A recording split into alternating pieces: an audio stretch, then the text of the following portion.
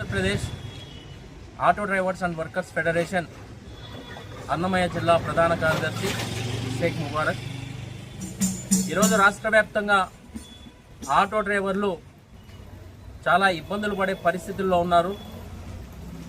కనీసం పొద్దున్న నుంచి సాయంత్రం వరకు ఆటోలు తోలుకుంటే కనీసం 500 సంపాదించే పరిస్థితి కూడా లేకపోయింది. కాబట్టి వెంటనే ప్రభుత్వం వారికి సంక్షేమ బోర్డుని ఏర్పాటు చేయాలని, ఆర్థికంగా వారిని ఆదుకోవాలని, అలాగే ఇతర రంగ కార్మికులకు సంబంధించిన సమస్యలపైన దేశవ్యాప్తంగా ఈ నెల ఫిబ్రవరి 12వ తేదీన సార్వత్రిక సమ్మె జరగబోతోంది.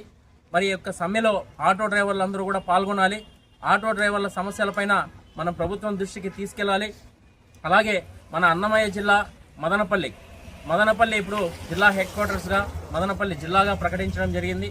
ఆ ప్రకటించినప్పటి నుంచి కూడా ఇక్కడ ట్రాఫిక్ సమస్యలు ఎక్కువగా ఉండడం వల్ల ఆటో డ్రైవర్లకి ఆ స్టాండ్లో అంటే ఎక్కడ ఆటోలు పెట్టుకోవాలనే ఒక దీనమైన పరిస్థితుల్లో వాళ్ళు ఎదురు చూస్తున్నారు.